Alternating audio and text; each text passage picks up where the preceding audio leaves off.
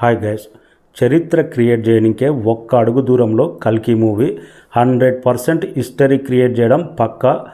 Rebel star rebel ప్రభంజనం box office మోత 29 రోజుల నుండి బాక్సాఫీస్ షేక్ అవుతూనే ఉంది వరల్డ్ వైడ్గా.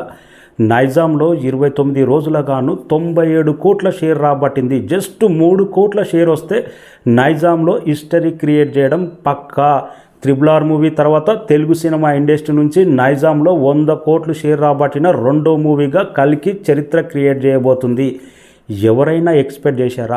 వితౌట్ రాజమౌళి డైరెక్షన్లో ఏ మూవీ అన్నా నైజాంలో 100 కోట్ల షేర్ రాబడుతుందని ఇప్పటింతలో జరిగే పరిస్థితి కాదు అని అందరు చాలామంది అనుకున్నారు. కానీ ఎవ్వరు ఎక్స్పెక్ట్ చేయని అన్స్టాపబుల్ కలెక్షన్స్తో నైజాంలో రిలీజ్ అయినప్పటి నుంచి విజయ దండయాత్ర బాక్స్ ఆఫీస్ షేక్ చేసుకుంటూ 29 డేస్లో కూడా షేర్ రాబడుతూ ఈ మూవీ అతి త్వరలోనే 100 కోట్ల షేర్ నైజాం.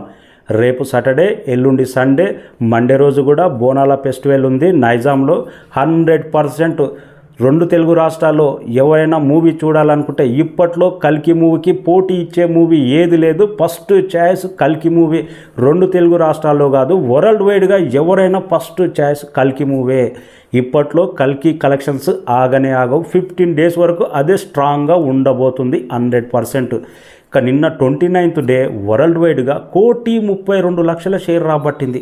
29 రోజులైనా కానీ 1,00,00,000 షేర్ తగ్గకుండా వరల్డ్ వైడ్గా రాబడుతుందంటే ఈ మూవీ ఎంత స్ట్రాంగ్గా రన్ అవుతుందో అర్థం చేసుకోవచ్చు.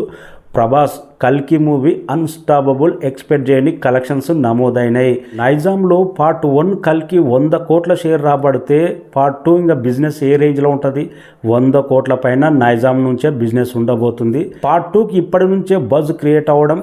సినిమా మాత్రం పార్ట్ 2 ఎప్పుడొచ్చినా కానీ బాహుబలి రికార్డులు, ఇండియాలో అన్ని రికార్డులు బ్రేక్ చేసే సత్తా పార్ట్ 2కి అయితే 100% ఉంది. పాజిటివ్ టాక్ వస్తే ఇంకా ఆ కలెక్షన్స్ ఎవ్వరు ఆపలేరు. నైజాంలో మాత్రం చరిత్రలో నిలిచిపోయే కలెక్షన్స్ నమోదైన ఇప్పటివరకు అయితే. Thank you so much.